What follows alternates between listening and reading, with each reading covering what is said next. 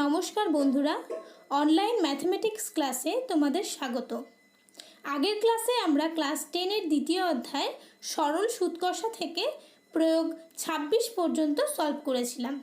আজকে আমরা প্রয়োগ 30 থেকে প্রবলেম সলভ শুরু করব।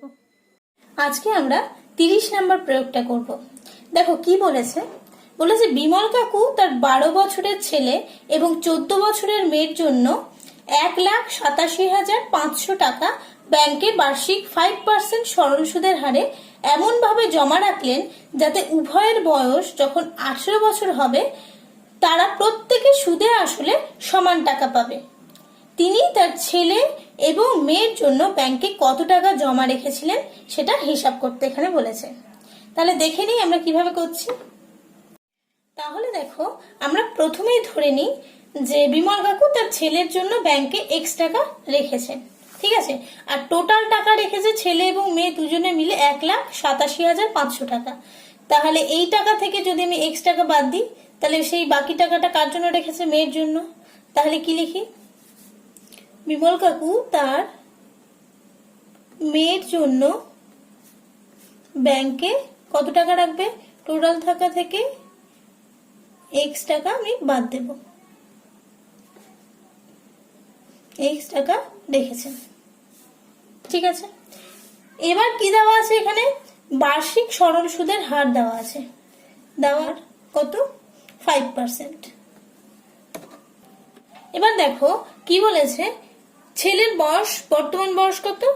12 বছর। আর এই যে সুদে আসলে যে টাকাটা পাবে সেটা যখন ওর বয়স হবে 18 বছর, তাহলে ওর টাকাটা কত বছর জমা থাকছে?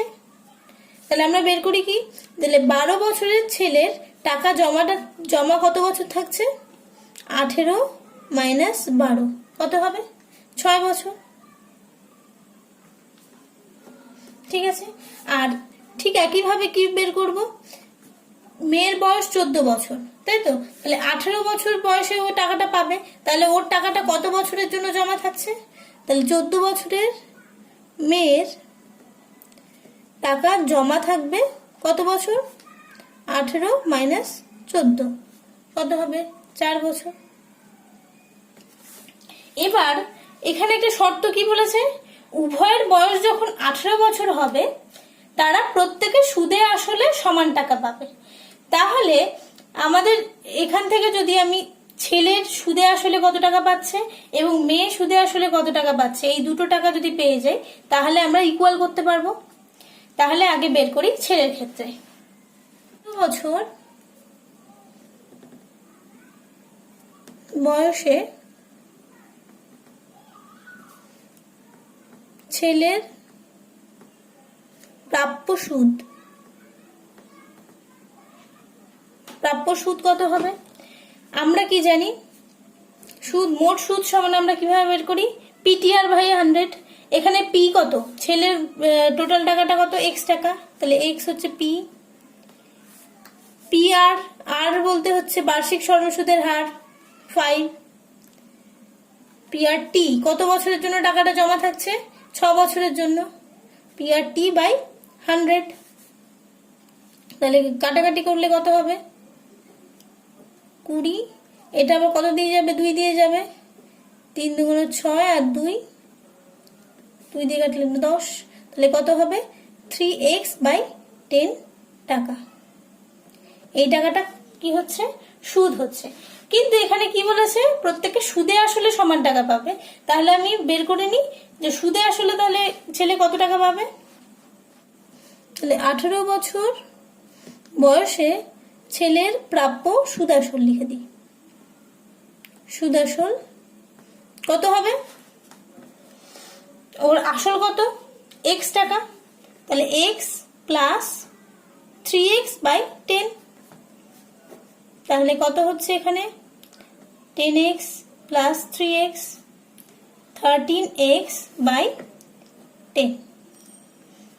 এটা কি বেরোলো? ছেলের সুদাসলটা বেরোলো। এবার ঠিক একই প্রসেসে আমরা কি বের করব? মেয়ের সুদাসল কত? তাহলে 18 বছর বয়সে মেয়ের প্রাপ্য সুদ কত হবে? দেখো আবার সেই সূত্র অনুযায়ী বের করব। পি আর টি বাই 100, এখানে 18 হচ্ছে, এখানে কত হবে বলতো? মেয়ের জন্য কত টাকা ছিল? 1,87,500 থেকে কি বের করছি? এক্স। এটা হচ্ছে মেয়ের আসল। পি আর কত হবে? 5। টি কত? মেয়ের টাকাটা কত বছরের জন্য ছিল? 4 বছরের জন্য, বাই 100। তাহলে এখানে কাটাকাটি করলে কত হবে? 5 20, 4 4 দিয়ে কাটলে এখানে থাকলো 5। তাহলে কত থাকছে? 1,87,500 মাইনাস এক্স বাই 5 টাকা। এটা কি বেরোলো? মেয়ের প্রাপ্য সুদ বেরোলো। কিন্তু আমাদেরকে কি বের করতে হবে? মেয়ের প্রাপ্য সুদ আসল বের করতে হবে। ঠিক একইভাবে কি করব তাহলে? 18 বছর বয়সে মেয়ের প্রাপ্য সুদ আসল। সুদ আসল কত হবে? আসলের সঙ্গে সুদটা আমি যোগ করে দিই। এর আসল কত ছিল? দেখো এটা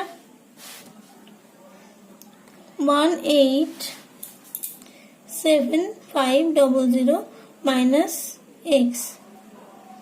এটা হচ্ছে আসল, তার সঙ্গে আমি কি করছি? সুদটা যোগ করে দিচ্ছি।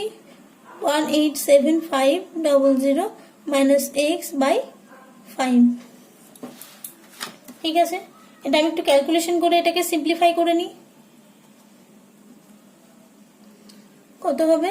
5 into 1,87,500 minus x plus 1,87,500 minus x. ঠিক আছে, এখান থেকে আমি কি করতে পারি? এই পার্টটাকে আমি কমন নিতে পারি, তাই কমন নিই। 1,87,500 মাইনাস এক্স, এটাকে যদি আমি কমন নিই তাহলে এখানে পড়ে কত থাকবে? এখানে 5 plus 1, 1,87,500 minus x into 6 by 5। এবার আমি 6 দিয়ে এটাকে গুণ করে দিই। কত হবে? 0,0,0,5,2,1,1। ঠিক আছে, মাইনাস এটা 6 দিয়ে গুণ করলে 6x বাই 5। এটা কি বেরোলো? এটা বেরোলো হলো মেয়ের সুদ আসল। ঠিক আছে, 18 বছর বয়সে মেয়ে এই সুদে আসলে এই টাকাটা পাবে, আর 18 বছর বয়সে ছেলে সুদে আসলে এই টাকাটা পাবে। আর শর্ত অনুযায়ী প্রশ্নে আমাদেরকে কি বলে দিয়েছিল? যে শর্তটা কি বলে দিয়েছিল? উভয়ের বয়স যখন 18 বছর হবে তারা প্রত্যেকে সুদে আসলে সমান টাকা পাবে। তাহলে আমরা এই দুটো সুদ আসলকে ইকুয়াল করতে পারি। তাহলে কি লিখবো? শর্তানুসারে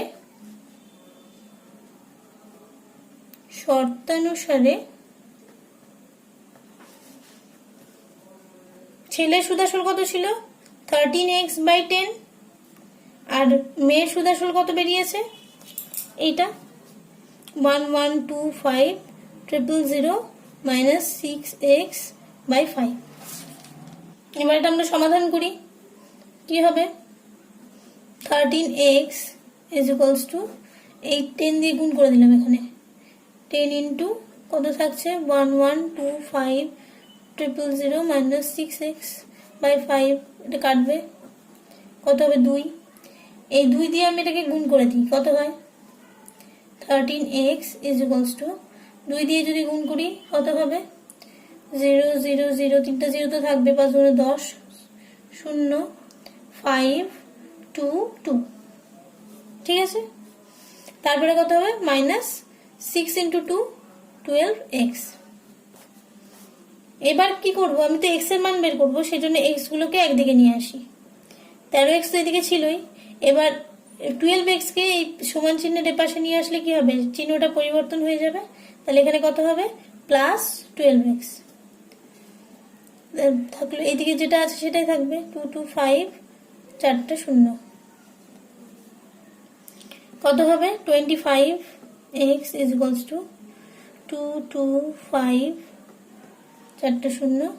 অর্থাৎ x ইজ ইকুয়ালস টু, এই 25টা কি ভাগ হয়ে যাবে? এখানে 25 ভাগ হয়ে যাবে। দেখো 25 দিয়ে কাটাকাটি করলে কত হয়? আমরা জানি 9 25 225, তাহলে 9 আর থাকলো কটা, 4টা শূন্য, তাহলে 90,000। এক্স এর মান কত বেরোলো, 90,000। আর এক্সটা আমি কি ধরেছি, যে বিমল কাকু তার ছেলের জন্য ব্যাংকে এক্স টাকা জমা রেখেছেন, তাহলে ছেলের জন্য কত টাকা জমা রেখেছে পেয়ে গেছি। ঠিক একইভাবে তাহলে আমরা মেয়ের জন্য পেয়ে যাব। তাহলে কি হলো, তাহলে কি লিখবো, যে ছেলের জন্য ব্যাংকে কত টাকা জমা রেখেছেন, 90,000 টাকা জমা রেখেছেন।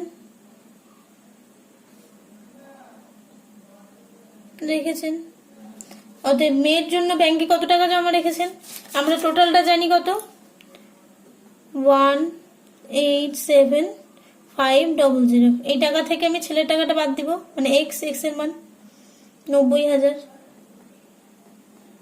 তাহলে কত থাকলো, 97,500 টাকা জমা রেখেছেন। এটাই হবে উত্তর। এই 30 নম্বর অঙ্কটা কিন্তু ভীষণ ইম্পর্টেন্ট, প্রত্যেকে ভালো করে অঙ্কটা করবে। যদি বুঝতে অসুবিধা হয় তাহলে ভিডিওটা আরেকবার একটু দেখবে। এবার দেখো প্রয়োগ 32, ঠিক আছে, এই অঙ্কটাও কিন্তু খুব ইম্পর্টেন্ট। কি বলেছে, জয়ন্ত একটি মাসিক সঞ্চয় প্রকল্পে প্রতি মাসের প্রথম দিন 1000 টাকা করে জমা করে। ব্যাংকে বার্ষিক সরল সুদের হার 5% হলে জয়ন্ত 6 মাস শেষে সুদে আসলে কত টাকা পাবে হিসাব করি। কি বলেছে, যে জয়ন্ত প্রতি মাসের প্রথম দিনই 1000 টাকা করে জমা দিচ্ছে, তাই তো, তার মানে প্রত্যেক মাসে দিচ্ছে। তাহলে আর এই টাকাটা 6 মাসের জন্য সে রেখেছে।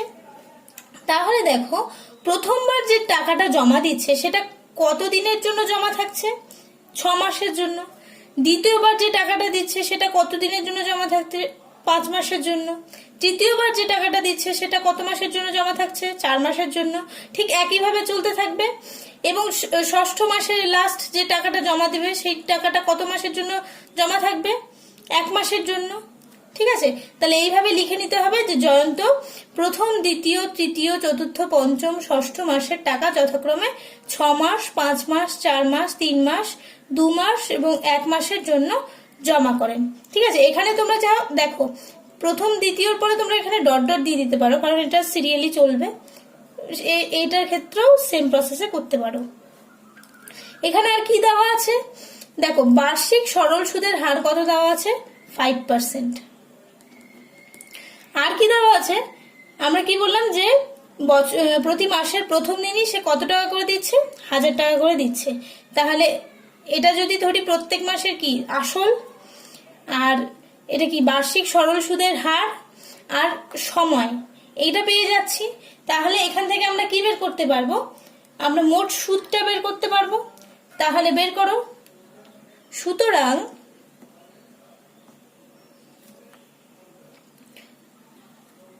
6 মাসের মোট সুদ, 6 মাসে মোট সুদ কত হবে দেখো, আমাকে কিন্তু প্রত্যেকটা সুদ আলাদা আলাদা ভাবে বের করতে হবে, যেহেতু সময় এখানে প্রত্যেকটার জন্য আলাদা। দেখো প্রত্যেক মাসে যেহেতু 1000 টাকা করে দিচ্ছি, সেই জন্য আমার আসলটা কিন্তু ফিক্সড, আসল প্রত্যেক মাসেই 1000 টাকা। এবং বার্ষিক সরল সুদের হার প্রত্যেক মাসে কি একই থাকছে, 5%। কিন্তু যেটা চেঞ্জ হবে সেটা কি, সেটা হচ্ছে সময়। প্রথম মাসে যে টাকাটা দিলাম সেই টাকাটা কত মাসের জন্য থাকলো, 6 মাসের জন্য। কিন্তু আমরা টিটা কি বছর হিসাবে এখানে আমরা হিসাব করি, সেই জন্য এই মাসটাকে কি করতে হবে, বছরে পরিণত করতে হবে। তাহলে দেখো আমরা কি জানি, 12 মাসে 1 বছর। তাহলে আমরা কি লিখতে পারি, 1 মাসে 1/12 বছর। তাহলে 6 মাসে কত হবে, কত বছর হবে, 6/12 বছর। ঠিক একইভাবে 5 মাসে কত হবে, 5/12 বছর। একইভাবে যদি আমরা করি 4 মাসে, তাহলে 4/12 বছর। তোমরা বুঝতে পারছো? তাহলে এখানে কত হবে, 6 মাসে মোট সুদ বের করার সময় তাহলে আগে প্রথম মাসেরটা বের করছি দেখো। তাহলে P/T/100 সেই সূত্র অনুযায়ী কি আসল P পেয়ে গেছি, আর পেয়ে গেছি। টি কত হবে এখানে, যেহেতু এটা 6 মাস খাটবে সেজন্য 6/12 বাই 100 প্লাস, এবার কোন মাসে? দ্বিতীয় মাসে দিলাম। দ্বিতীয় মাসে আসল সেই 1000 টাকা, 5% সুদ। সেটা কত মাস থাকলো? 5 মাস থাকলো। 5 মাস থাকলে করতে হবে 5/12 বছর বাই 100। শুধু দেখো এখানে শুধুমাত্র সময়টাই চেঞ্জ হবে, বাকি কোনো পরিবর্তন হবে না। এবার তৃতীয় মাসের জন্য কত হবে? এখানে দেখো 4, তাহলে 4/12, 4/12, এবং একইভাবে চলতে থাকবে। এটা কত হবে? আসল, সরল সুদের হার আর কি সময় বাই 100। ঠিক আছে, এইভাবে আমরা কি করব? মোট সুদ বের করব। এখানে দেখো প্রত্যেক ক্ষেত্রে আসল, বার্ষিক সরল সুদের হার বাই 100 আর 1/12, এটা দেখো প্রত্যেকটা ক্ষেত্রে একই আছে, সেই জন্য আমি কমন নেব এখান থেকে। 1000 × 5 × 1/12/100 কমন নিলাম। তাহলে কত পড়ে থাকছে দেখো? 6 + 5 + 4 + 3 + 2 + 1। এখানে কিছুটা কাটাকাটি করে নি। এটা আবার কত দিয়ে যাবে? 2 দিয়ে। 5, এখানে কত হবে? 6। তাহলে আসলে কত? 25/6। আর এখানে কত হবে? × 21 হলো। এটা কি কাটাকাটি যাবে? 3 দিয়ে যাবে। এটা কত হবে? 7। আর আমরা জানি কি 25 × 7 কত হয়? 175/2। এটাকে আমি ভাগ করে দিই। ভাগ করে দিয়ে যেটা হবে সেটাই হচ্ছে আমার কি বেরোবে? মোট সুদ। দেখো তাহলে মোট সুদ কত বেরোলো? 87 টাকা 50 পয়সা।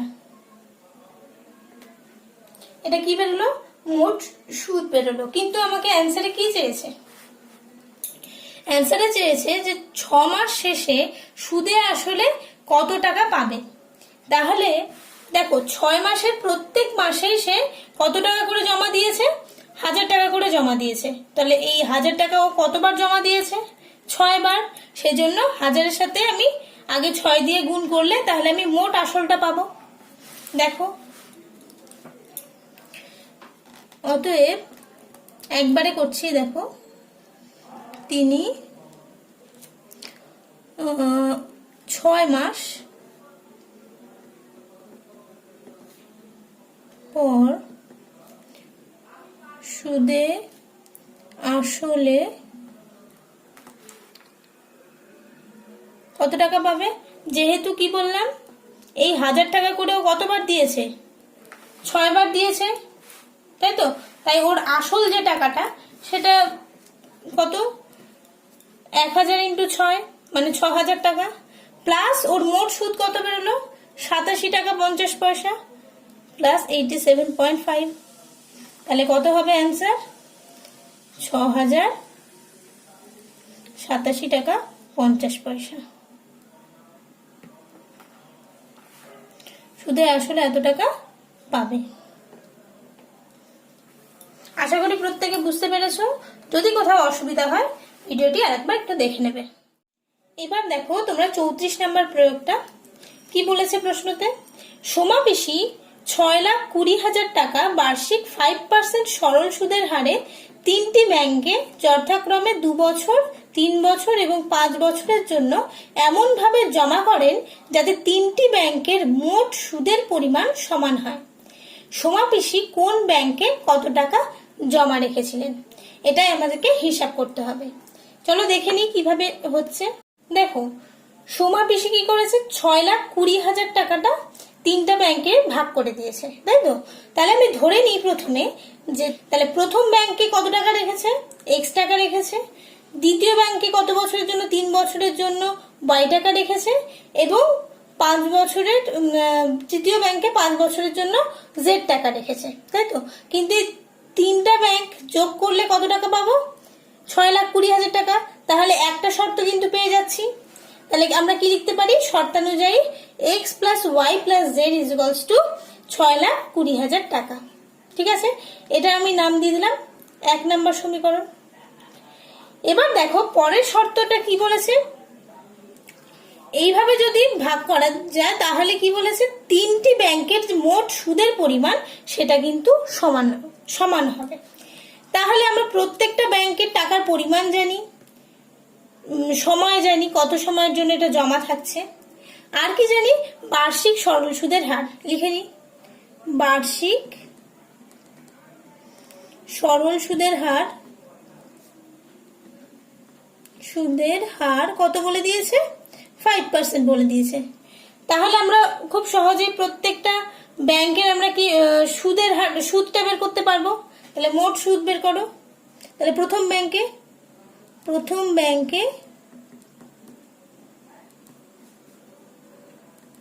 মোট সুদ কত হবে, আমরা সূত্র অনুযায়ী কি জানি, পি আর টি বাই 100। তাহলে পি কোনটা, প্রথম ব্যাংকের পি হচ্ছে এক্স, বার্ষিক সরল সুদের হার 5, এবং টি প্রথম ব্যাংকের 2 বছরের জন্য ছিল 2/100। ঠিক একইভাবে আমরা কি বের করব, দ্বিতীয় ব্যাংকের মোট সুদ বের করব, কত হবে। আচ্ছা, এটা এখানে লিখে দিই, এটা যদি আমি কাটাকাটি করার দরকার নেই, এইভাবে রাখি, 10x/100। আচ্ছা, তাহলে প্রথম ব্যাংক হলো, দ্বিতীয় ব্যাংকের ক্ষেত্রে কি হবে, এটার আসল কত, দ্বিতীয় ব্যাংকের y, বার্ষিক সরল সুদের হার 5, এবং সময় কত, 3 বছর, 3/100, 15y/100। এবার তৃতীয় ব্যাংকের মোট সুদ কত হবে, আগের মতোই z ইন্টু বার্ষিক সরল সুদের হার 5, এবং কত সময়ের জন্য ছিল, 5 বছরের জন্য। তাহলে কত হবে এখানে, 25z/100। ঠিক আছে, এবার দেখো এখানে শর্ততে বলে দিয়েছে কি, তাহলে তিনটি ব্যাংকের মোট সুদের পরিমাণ সমান হবে। তাহলে আমি শর্তানুযায়ী কি লিখতে পারি, শর্তানুযায়ী প্রত্যেকটা সুদ সমান হবে। তাহলে 10x/100 equals to 15y/100 equals to 25z/100 equals to, দেখো এই 100 কেটে যাবে, আর এখান থেকে 5, প্রত্যেকটার 5 কেটে যাবে, তাহলে থাকবে কত, এখানে থাকবে 2x is equals to 3y is equals to 5z। ঠিক আছে, এই পর্যন্ত প্রত্যেকে বুঝতে পেরেছো। এবার দেখো আমাকে তো এটা সমাধান করতে হবে, তাই তো। তাহলে আমি কি করব, এখানে এই টোটালটা is equals to আমি ধরে নিচ্ছি k। ঠিক আছে, ধরি। তাহলে আমরা এটা প্রত্যেকটা ক্ষেত্রে কি, এটা is equals to k লিখতে পারি, 3y is equals to k লিখতে পারি, 5z is equals to k লিখতে পারি। এবার দেখো x is equals to বের করে নি, k/2, y is equals to এখান থেকে বের করি, k/3, z is equals to এখান থেকে বের করি, কি হবে, k/5। তাই তো, এখান থেকে আমি কি পেলাম, x এর মান পেলাম, y এর মান পেলাম, এবং z এর মান পেলাম। এই মানগুলো আমরা কি করব, এই 1 নম্বর সমীকরণে বসিয়ে দেব। তাহলে দেখি কি হয়। তাহলে কি লিখব, 1 নং সমীকরণে x, y, z এর মান বসিয়ে পাই। কি পাচ্ছি দেখো, এখানে কি ছিল, 1 নম্বর সমীকরণে x plus y plus z is equals two 6,20,000। তাহলে সেই মানগুলো এবার x এর জায়গায় কি বসাবো, k/2, x প্লাস y এর জায়গায় কি বসাবো, k/3, প্লাস z এর জায়গায় কি বসাবো, k/5 ইজ ইকুয়ালস টু, এখানে কি আছে, 6,20,000। তাহলে 6,20,000। এবার আমি এটাকে ক্যালকুলেট করে কার মান বের করব, কে এর মান বের করব। ক্যালকুলেট করলে এখানে কত হবে, এখানে দেখো 30, তাহলে এখানে 15k plus 10k plus 6k is equals two 6,20,000। এবার দেখো কত হচ্ছে, এটা যোগ করলে কত হবে, 31k by 30 is equals to 6 to 4টা 0 হলো। এবার দেখো এই 30টা আমি এটার সাথে গুণ করে দিই, কি হয়, এটা হলো। এবার দেখো আমি তো কে এর মান বের করবো, তাই কে ইজ ইকুয়ালস টু কত হবে, উপরে যেটা আছে সেটাই থাকবে, কিন্তু এখানে যে 31 ছিল গুণ আকারে ছিল, সেজন্য এখানে কি হয়ে যাবে, ভাগ হয়ে যাবে। দেখো 31 ইন্টু 2 করলে কত হয়, 62, তাহলে এটা কাটবে, 2 4টা 0, তাহলে কত হবে, 3 ইন্টু 2 6, 2 3 4 5, তাহলে কে এর মান বেরোলো 6 লাখ। এবার আমি কি জানি, এই কে এর মান যদি পেয়ে যাই তাহলে আমি এখান থেকে এক্স এর মান বের করতে পারবো, ওয়াই এর মান বের করতে পারবো এবং জেড এর মান বের করতে পারবো। তাহলে এক্স ইজ ইকুয়ালস টু কি লিখতে পারি, এখানে এক্স ইজ ইকুয়ালস টু কি ছিল, k by 2, x is equals to ছিল k by 2, y is equals to কি ছিল, k by 3, z is equals to কি ছিল, কে বাই 5। এবার শুধু মানগুলো বসাবো কে, তাহলে আমি এক্স ওয়াই জেড এর মান পেয়ে যাব। তাহলে এক্স ইজ ইকুয়ালস টু কত হবে, 5টা 0 বাই 2, এখানেও তাই, তাই তো। এবার এটা কি করবো, এখানে কাটাকাটি করলে কত হবে, ঠিক আছে। তাহলে এক্স এর মান কত বেরোলো, 3 লাখ, এক্স এর মান কত বেরোলো 3 লাখ, ওয়াই এর মান কত বেরোলো 2 লাখ, এবং জেড এর মান কত বেরোলো 1,20,000, ঠিক আছে। তাহলে আমরা কি লিখতে পারি, যে সমাবেশী প্রথম ব্যাংকে কত টাকা রেখেছিল, 3 লাখ টাকা, দ্বিতীয় ব্যাংকে কত টাকা রেখেছিল 2 লাখ টাকা, এবং তৃতীয় ব্যাংকে কত টাকা রেখেছিল 1,20,000 টাকা। তাহলে এটা হলো অ্যান্সার। তোমরা প্রত্যেকে এই অঙ্কটা খুব ভালো করে প্র্যাকটিস করবে। এর পরের ভিডিওতে আমরা কষে দেখি সমস্ত অঙ্কগুলো শুরু করব।